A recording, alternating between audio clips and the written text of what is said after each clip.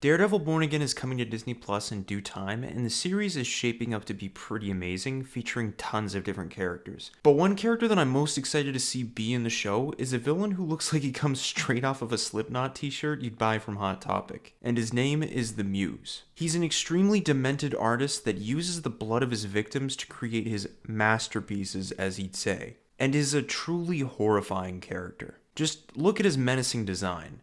The gorilla artist motif, along with a blank canvas of a suit as blood seeps from his eyes to his chest to form a murky puddle. And don't even get me started on his face underneath. It's literally nightmare fuel. Also, the Muse's name, by definition, means to be the person that is the source of inspiration in a creative artist, which I think is so bloody cool. But anyways, getting into the Muse's story, it starts with an invitation being sent to Blind Spot, Daredevil's partner, on a location. Blind Spot ends up arriving to this location, and what he finds is a dead body under a jarring mural painted in blood. Daredevil and Blind Spot conduct an investigation thoroughly on the mural, till Daredevil's radar sense picks up something very odd on the mural. This paint. It's not just one person's blood. Wait, what? How many people are up there? I could be off by one or two, but by my count, at least 113. Weeks later, after the cleanup, people would try to show off the bloody mural like a piece of art in a museum for $10 admission, quickly causing a discourse in New York, with many people referring to this artist using blood from missing people as the Vincent van Gogh. But during a show, however, while the owner of the building would be served a court order to not show the mural off, he would enter the building to find that the mural was now ruined, showing another invitation to a different location with the phrase, "You're only as good as your last performance." Later that same night, Matt Murdock, representing the Van Gogh case, is called to the location of the new crime scene, involving several dead Inhumans in numerous poses doing simple tasks. And while observing the scene, Matt hears the killer's heartbeat from another building. Therefore, Matt leaves the scene, entering the staircase to dress up as Daredevil, as he can hear the killer pacing on the building nearby, getting anxious. Flipping out of the building, deducing that this killer is an artist through and through, and he likes to watch his work simmer with the crowd. Hello.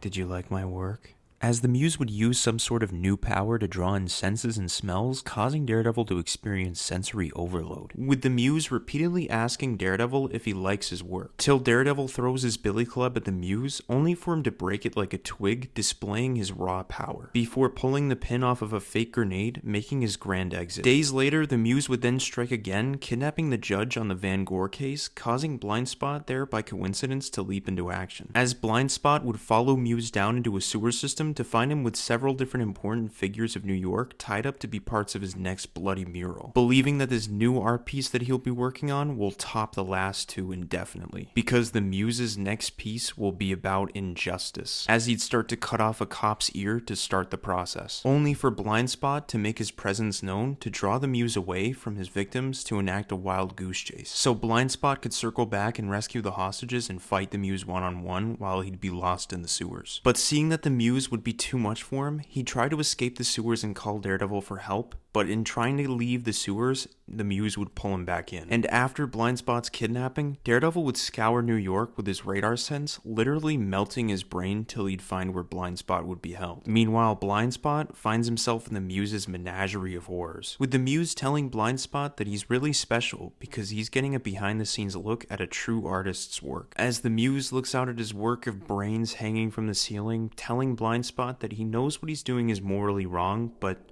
it doesn't feel wrong to him. People don't really understand what I do. They object to my preferred medium, if you get my meaning. I only have so much time to work before someone manages to stop me. I need to use every moment. So yes, Blind Spot, I have to do this. If I don't, who will? After the Muse would explain his mindset to Blind Spot, he then wonders what he'll make out of Blind Spot, until Daredevil crashes through a nearby window, throwing another one of his billy clubs at the Muse, only for him to catch it again, as Daredevil then snarls at the Muse to let Blind Spot go or he'll crush every bone in his body. So the Muse just goes, okay, sure, whatever. But looking into his eyes, the Muse thinks to himself that he finally knows what to make him and that he's feeling a little inspired, as he plucks both of Blind Spot's eyes out. And as Daredevil screams, the Muse recalls that it's perfect because he's Blind Spot, It's just beautiful. After this, Daredevil then saves Blind Spot and runs after the Muse, where they'd both end up fighting like a scene from a horror movie, trading several different blows against one another, until Daredevil would be sent crashing through a wall, to be met with all 113 people being bled to death to serve as the Muse's paint for his art hanging from the ceiling. As the Muse would recall that these people are better off dead now anyway, because they'll be immortal in his art, before trying to make his exit. That is until he'd be met with several gunmen on the roof, leading the Muse to be arrested as Daredevil would catch up to ask how he'll be punished for his crimes, with the Muse just eerily breaking his own hand for Daredevil, as he says he's happy to do it and that it's good for the story, before Daredevil unmasks him, revealing the Muse's horrifying, creepypasta-looking face. And after this pretty jarring adventure, all 113 people used for Muse's blood art would be saved, and Blind Spot would lose his eyes for some time. But not long after this, after Kingpin would become mayor, the Muse would be set free to do more shit, like painting murals of superheroes all over New York City, harassing young women who compliment his work on the street, calling them pretty over and over and over again, and even have a rematch against Blind Spot, with the two pretty much tying each other, until Blind Spot would make a deal with the devil to amass enough strength to finally break the Muse. However, during their last fight, the Muse was so stubborn on the idea of losing to Blind Spot that he would literally walk into a ball of fire and kill himself, ending the absolute wild story that was the Muse's villainous and artistic career. Now, for a funny little story on making this video, while I was sleeping last night, I actually had a nightmare involving eyes getting plucked out, and I swear to God, it was one of the most jarring fucking nightmares I've ever had in my life. I swear to you, it was like one of those movie sequences where the main character kind of snaps up from the bed and just wakes up in a cold sweat. It just actually kind of had me fearing for my life, because I literally saw some dude like plucking a dude's eyes out from his skull, and like, I don't know how much it was related to this comic book series, because I read the whole thing before making this YouTube video, so maybe I just kind of psyched myself out because this guy was actually fucking horrifying. But if this guy's going to be in a TV show and it's going to be anywhere close to this comic book series, I really will enjoy it, I think. But with that, I hope you guys enjoyed this video, and don't forget to leave a like and subscribe, and as always, I'll catch y'all on the flip side. P.S.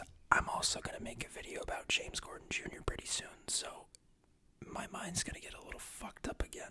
But yeah, look forward to that. See ya.